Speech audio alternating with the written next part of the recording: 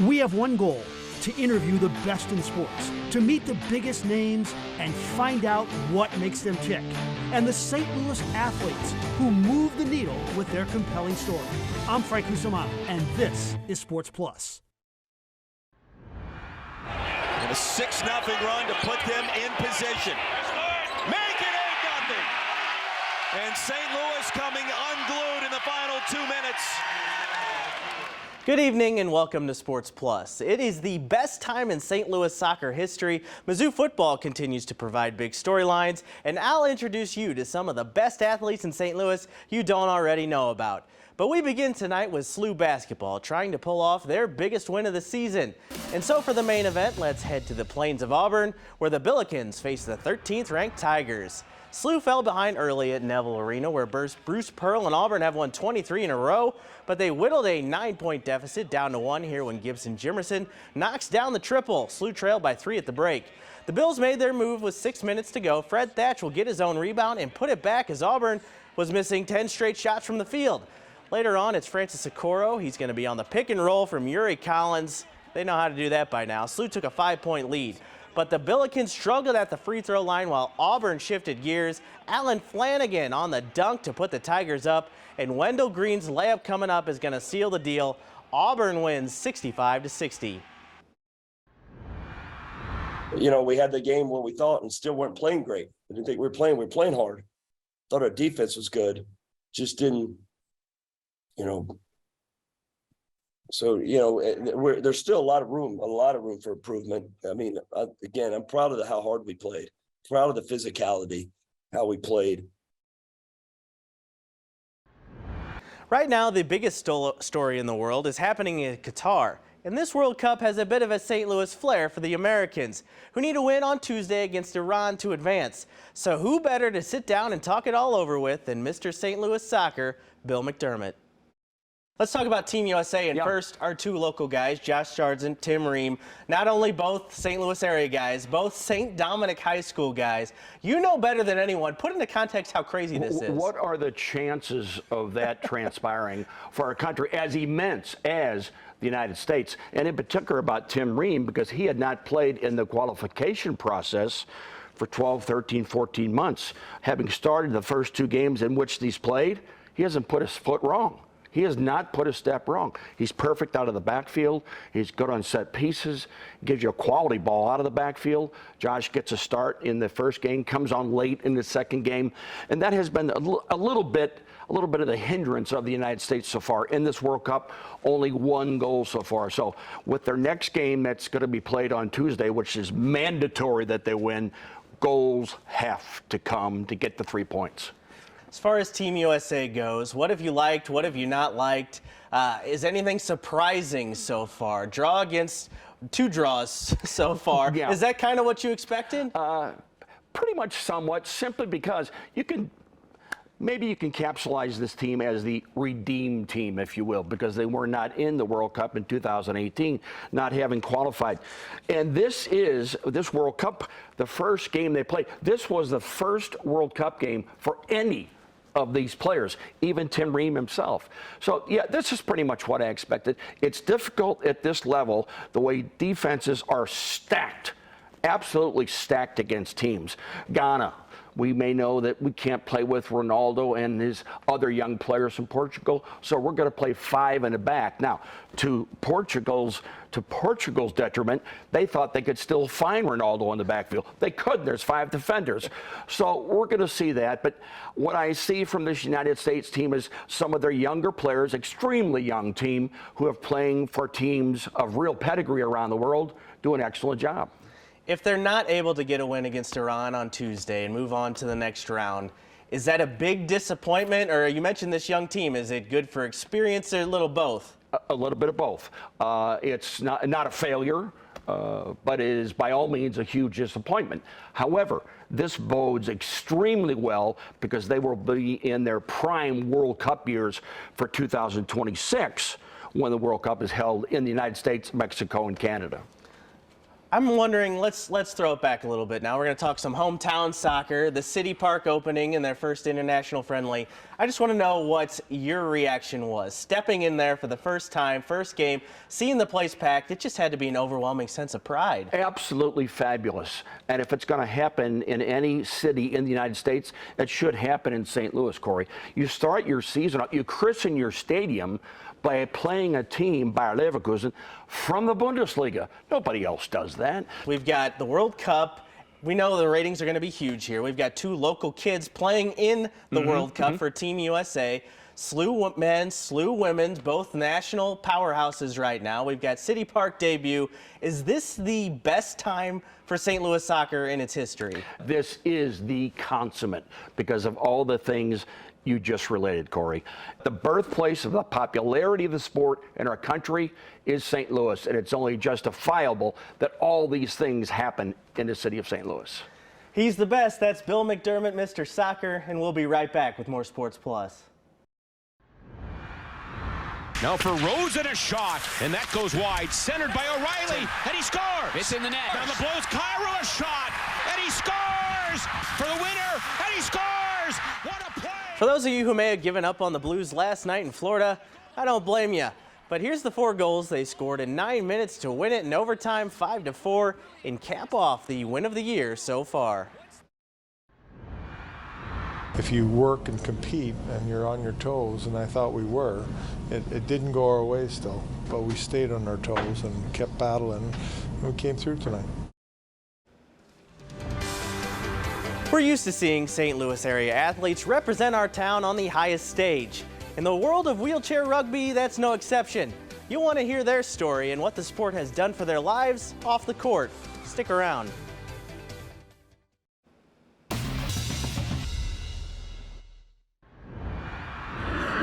Looking to throw, looking long, looking for Lovett long, and Lovett's able to adjust his body and make the catch near the 20-yard line. On a weekend we should be celebrating a Mizzou Bowl bid, we could be bidding adieu to one of their biggest stars.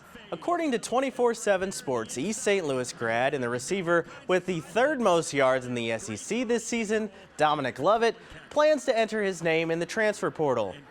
And that is just one of the many storylines for this Mizzou team reflecting on 2022 and looking ahead to 2023. So who better to get the inside scoop from than former Mizzou lineman and current Tiger radio analyst Howard Richards.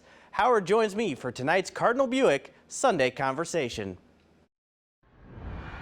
All right, we've got a treat right now. We've got Howard Richards in studio, former Mizzou lineman, NFL lineman, and Family Feud celebrity in the house. It's a big day.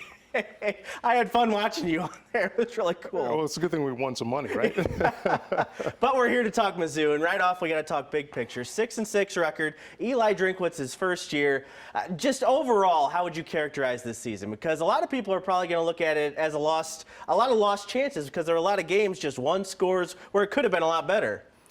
Well, from my opinion, I think it's a little bit disappointing. I really thought that the team could win 8 games, possibly 9. And I think if you look at the losses that the team had on the schedule, the way that they lost, 4 games by less than 18 points, you could think there were at least 2 or 3 more wins there for that Mizzou could have had. Unfortunately, that's not the case. But I think to get to 6-6, beating Arkansas at home on Black Friday, at least they were able to achieve one of their goals. This will be big for the seniors to get to play in a bowl game.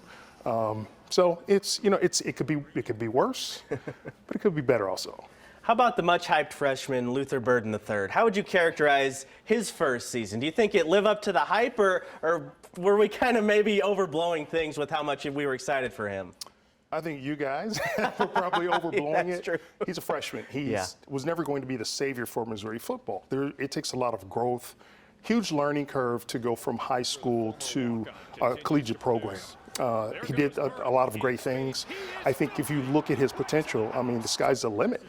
The guy that was probably most talked about this entire season was Brady Cook at the quarterback position. That kind of comes with being a quarterback. He heard it a lot from fans online, wanting to see Sam Horn, this and that and the other. But the last couple games, he was pretty impressive. How would you characterize his year? Listen, I think Brady was able to sort of block out the noise. He's working within the system that they give him. the last 2 or 3 games, I think he played probably as well as he could have played. No turnovers, and that's big. Just made some big plays, used his legs to move the offense and make some big plays in the run game. One thing that was a constant this year was the defense led by defensive coordinator Blake Baker, who they decided to ink up for quite a while to come now. I don't think anybody expected the defense to be this good. I mean, they knew there was some guys on there who had a lot of experience and could be some big names, but this defense really was pretty dominant, wasn't it? They were. I think going into the season, you would think that the offense was the unit that would be the most reliable. That just simply wasn't the case. Defensively, especially the way this team started in 2021, no one expected what we saw this year. And they played lights out football. And that's why Mizzou has one of the top defenses in the country. And thankfully, it kept them in a lot of games that, that otherwise may have slipped away. There's a report out today that Dominic Lovett's planning to enter the transfer portal. Their star wide receiver from East St. Louis, who was 3rd in the entire SEC in receiving yards this year. Still just a report, so we don't know for sure.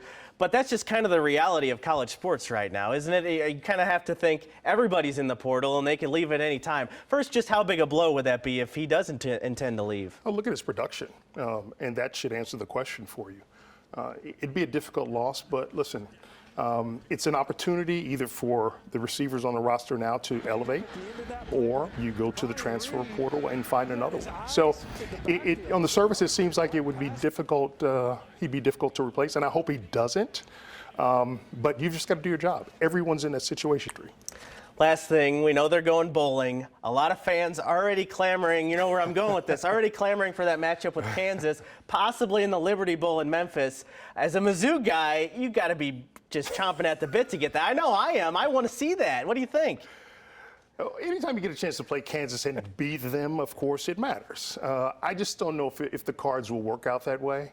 Usually, whatever people want, they never get. So I think that's probably the way it's going to play out. Would be a ton of fun, and I'm booking my ticket down to Memphis if they are playing. Not so soon. That's Howard Richards with everything you need to know about Mizzou football. We'll be right back with more Sports Plus.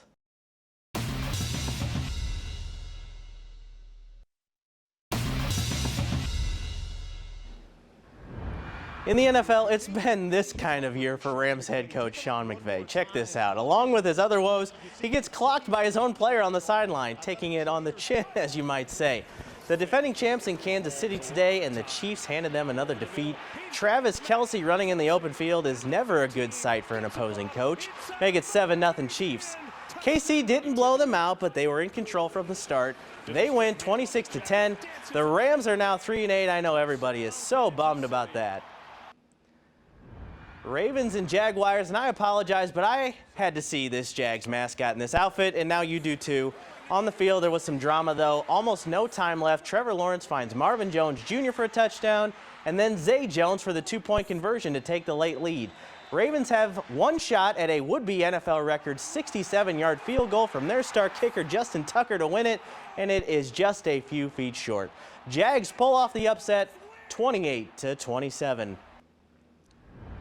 And we finish up in the NFL in Seattle. Big day for the Raiders. Josh Jacobs, second quarter, and Jacobs is on the loose, 30 yards to the end zone, and a 21-13 lead over the Seahawks. But this game was far from over. In overtime, though, Jacobs calls game, set, and match. Going Marshawn Lynch beast mode, he will go 86 yards to win the game. 229 rushing yards, 303 yards of total offense. Raiders win the wildest game of the day, 40-34. Our region is the hometown for some of the best athletes on the planet. You know Jason Tatum, you know Max Scherzer, and you know Josh Sargent, to name a few. But there are some more athletes I need to introduce you to. They play a loud, competitive game and are among the best in the entire world at their sport. And so we head to the wheelchair rugby court for tonight's Spotlight Story.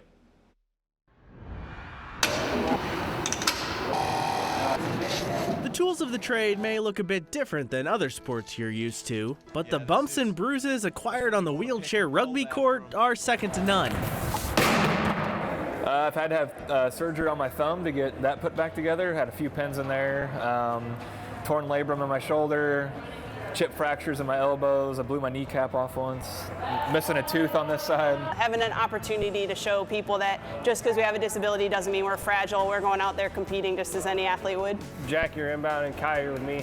And St. Louis is turning into a wheelchair rugby hotbed. This trio of St. Louis's Sarah Adam, Godfrey's Eric Newby, and Freeburg's Jake Daly just got back from a trip to Denmark with the U.S. national team. They returned with silver medals at the Wheelchair Rugby World Championships. It's pretty crazy, and honestly, when you're working out at home and stuff on your own, you don't really think about it. And then when those big events finish, and you're like, oh man, I got a silver medal. It stings at first, and then you're like, okay, you know, I'm second in the world at something. It's still pretty awesome. We see that pick. And as you may have already suspected, this bond goes far beyond the court. Wheelchair rugby has helped player after player adapt to their new circumstances. Started playing right after I broke my neck, and it was just at that time a cool way to get some exercise and hang out with other people in wheelchairs and just kind of learn a little bit more about this new life. Learning about different ways to manage aspects of your life, how to get in and out of a car, how to, you know, make a trip to the bathroom more efficient, how to take a shower in a hotel room that's not accessible, how to just get over a lot of obstacles that life throws at you. My first year on the team, you know, people walked me through how to get a vehicle adapted, how to get back into school. I mean, just countless things that have been given to me through this sport. When I first started playing, I was 18. I had just gotten hurt the night of high school graduation, and I was kind of lost, you know, and I came here, and it turned into a room of just friends in similar situations. Get off that, get off that. Wheelchair rugby has given these athletes friendships and memories to last a lifetime. But like any sport, there's always that next goal. And the 2024 Paralympics in France are circled on the calendar. I'd say for me it's continuing to build relationships and meet new people, and obviously a gold medal in Paris would be pretty great. Don't be content. If you get a snag on him, make sure you can get off. Keep working. And if you want to see this St. Louis team go at it in person, you can check out the Wheelchair Rugby Tournament coming up at Parkway Central High School the weekend of December 10th. We'll be right back.